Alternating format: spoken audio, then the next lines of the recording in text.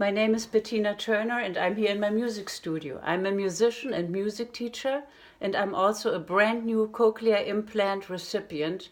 I have a AB cochlear implant on the side and I wear a link hearing aid in my other ear. I've had a gradual progressive hearing loss over the past dozen years or so, and my formerly rich musical life had completely shrunk.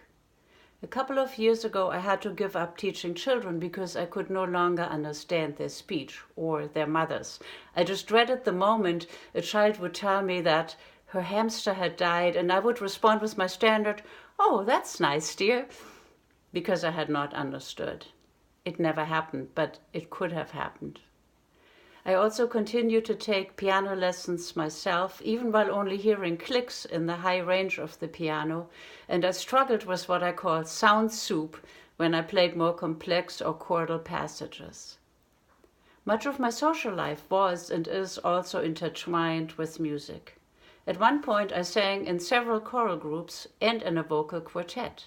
I also founded and directed my own hospice bedside singing group called Gentle Voices, and we visit and sing for people who are at the very end of their lives.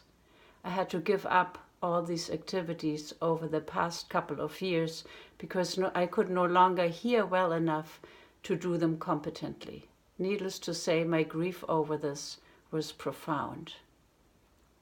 My implant surgery was only 6 weeks ago, and I have been activated for 2 weeks.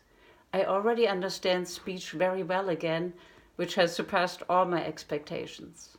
My main concern in getting the implant was, of course, music, because I understand that cochlear implants are not geared toward pitch.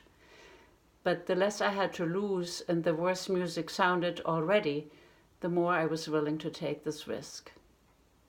Let me tell you my best story so far. A couple of nights ago, I returned to the small choir I belong to, and I've been going all along.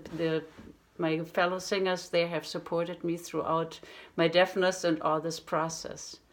Now, a couple of nights ago, for the first time in years, I was able to understand the director, even over background noises, follow all directions, and with my newly improved hearing, some of the pre-implant pitch insecurities I had developed because of my poor hearings just vanished.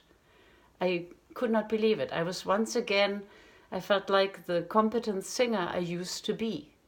I was able to hear the other voices and the full harmony. I was completely ecstatic, and I still am. We finished our rehearsal with singing a jazz alleluia, and I was in tears. Now, the restoration of my musical life is, of course, a work in progress. Not all music suddenly sounds great again. I presently hear an electronic overlay in my right ear that my brain has not quite integrated yet, but it's early. And as a musician, I certainly do know how to practice.